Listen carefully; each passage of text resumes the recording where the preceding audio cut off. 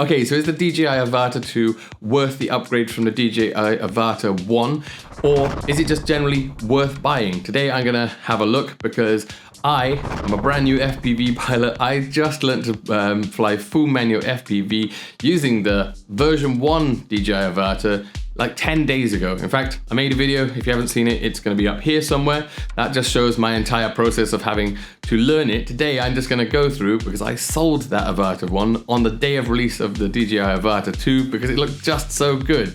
And like the 10 billion other people here on YouTube that have made a video about it, I'm gonna make a video on the DJI Avata 2. Let's ride that trend together. Anyway, I've got it right here. This is the DJI Avata 2 Flymore combo. So it's always worth getting the Flymore combo of any drone because you'll need those batteries and the bags and the accessories. I'm just gonna go through, and as somebody who's owned the version 1, I'm gonna give my opinion straight out of here, straight out of the box kind of thing. Okay, so first up we have the motion controller. This thing is way smaller. I never really flew that much with the motion controller with the version 1. It was a bit big and cumbersome. This one's pretty nice, kind of fits in hand, and you can push it away from you to back up as well. First impressions, it all feels pretty easy to use, pretty nice. It fits in your hand. I've seen there's some like easy acro modes, which can do some, like crazy moves, which you have to be quite an experienced pilot to do. And I'm not. I've been only flying full manual for like 10 days, so I think I won't be able to do those, and this could probably help me get some sick shots if I was out and I could take it. Okay, next up we have the batteries. The batteries themselves are way better than the Avata version 1, because the Avata version 1, the thing that was annoying was it had a little tab which hung out and you had to clip it in. It wasn't held in super tightly, because I had a couple fall out on the crashes, and also you had to clip it in and then plug this little tag in. This is just all in one unit, and it actually feels a lot lighter. It's a nice looking little battery, and I like this. I really like this. I just recently sold my Air 2S and bought a Mini 4 Pro. I was very impressed by the charger, because it's almost exactly the same as this, but obviously with different batteries, slightly different dimensions. But I like these chargers where it just puts 3 batteries in a row, and you can use it as a power bank if you wanted to.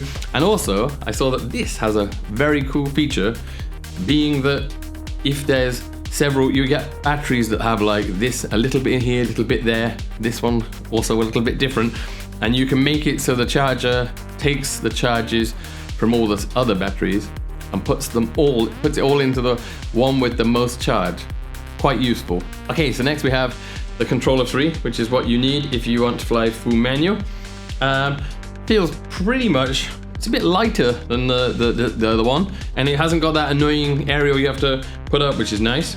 And also these, the joysticks, I think they're called, these feel taller, a lot taller than the ones on the FPV controller 2. So already I like that, and I just love that it's got no aerial that gets in the way, because that's kind of a bit annoying before. But yeah, overall this controller kind of similar, few little quality of life improvements. Quite impressed, like it. Okay, so goggles 3, these things look legit. I love these pass-through cameras. I had a quick try with them when I took it out and was charging it. They're a little bit cropped in, but I do love the battery being on the back and not having to, put the separate battery in like a little bit around here and find places for the wires. When you put it on your head, this thing is incredibly, it's night and day, way more comfortable. It feels so good on your face. It's pretty nice, I'm not gonna lie. The screen looks crystal clear with the new adjustments so far, because I've only tried it on just to set it all up, and it seemed way nicer. It seemed way easier to get the whole thing crystal clear. The camera looked lovely, even though it's just been looking around inside here. But yeah, everything with this I'm impressed about so far, apart from one thing.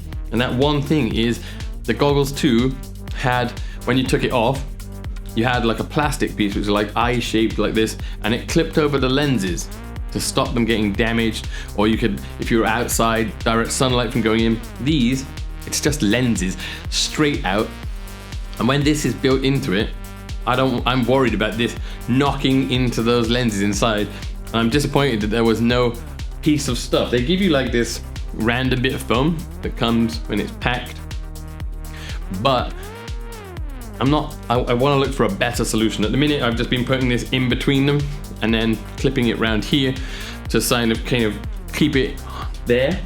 But I want a better solution. And then finally, the one you've all been waiting for, the drone. Here it is. Guess you've seen this a million times in everybody else's reviews, but it's pretty cool how thin that is. Just looks nicer. Like, it feels nicer because it's not so tall. It's much wider, but it just looks like you're going to be able to get that through a smaller, tighter gap when I'm good enough to actually do that. So also you can see the camera, a big obvious one, the camera on the front here, the 04 camera, when it focuses, there you go, look. It looks huge compared to the other one, the 03. I like the fact that this is basically the same as, I think it's like the Action 4. The Action 4 is supposed to have really good color and everybody's been raving about it, or it might be the Pocket 4, I'm not sure. But either way, 10-bit, D-Log, absolutely perfect. It's 2024, you shouldn't be shooting on 8-bit anymore unless you have to. Another great thing, which I think has made a great big improvement for this whole kit, the Flymore kit. The last time, the Flymore kit didn't have a bag and I had to buy one. And this time, it's just like all the other bags they have. It's got nice elasticy pockets, everything. DJI bags are just mwah, amazing. This fits everything in, and in fact even there's room for both controllers, so that is super nice. The batteries, all the cables, and in the lid there is room. I've got some spare props and the tool changing thing, so the tool changing thing, the tool for changing the prop. So the one thing they don't include though is ND filters, and to get that professional footage you have to have the right shutter speed, and I didn't think about that. So my ND filters are still on the way. Today when I go out and test it, I'm just gonna have to use auto settings. So the footage might look as pretty, but you know, just a first little go. I've been dying to get out and fly this drone. So anyway, less talking, let's go out and fly it.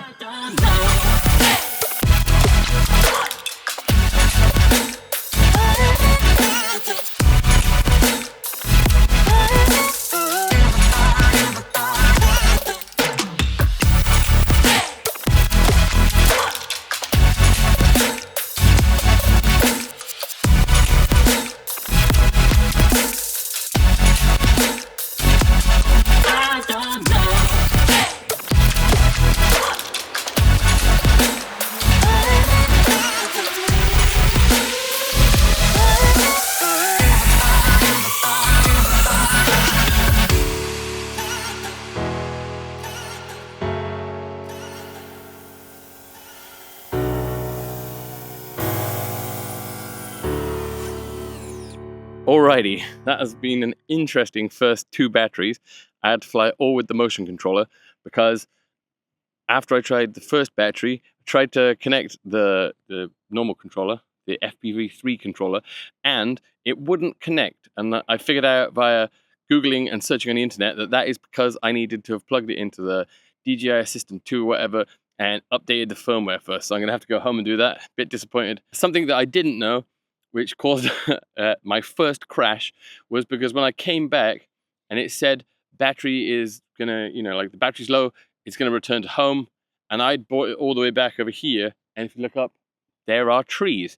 And so it started going up, and I couldn't figure out which button on the remote cancelled the return to home, and it went into the tree up here, and then just wedged itself in between 2 of the branches, and was just going flat out, full, all gas, no brakes, just continuously, because it was trying to get out of wherever.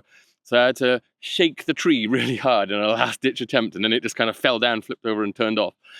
Nothing was broken, everything was cool.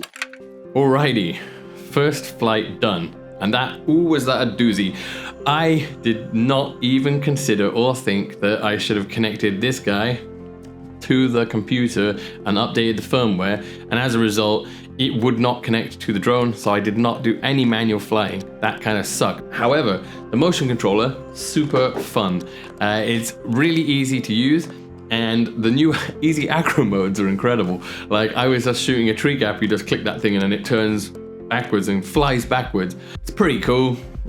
Sport mode feels way faster than sport mode on the Avata, but to be honest, like I said, I never usually fly motion controller. I usually fly, I wanted to be flying with this. So it did feel faster, and I think if you check, the sport mode is faster than the Avata 1, but the overall top speed that you can only get to when you fly manual. It's basically the same.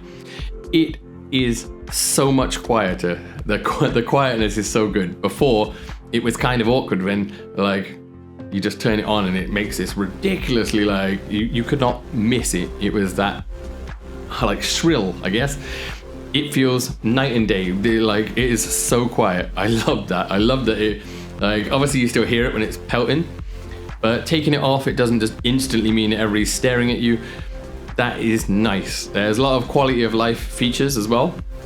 The USB port being on the side is fantastic. I used to cuss up my Avata one trying to take the USB card in and out because I cut my fingers on, or cut my fingers, it hurts when you're trying to put your finger in and you get like stabbed by the props essentially. Don't have that problem now, and I think you can just take it directly off. I also like that you can connect your phone wirelessly, no wires before, Before I almost never connect my phone to it because it's just nobody likes wires hanging down. Now that wireless function, absolutely superb. So now the question, is it worth upgrading? 100% yes. If you can afford to do it and you have the Avata 1, upgrade to this. If you're gonna buy one of the DJI range of FPV drones, definitely just get this. This is amazing, 10-bit color, the ease of use, all the like life upgrades that make things easier to use, like the USB, absolutely fantastic. Don't even think about it, just get this. Absolutely amazing. Anyway, till next time, I'll probably make another video on this. Bye-bye.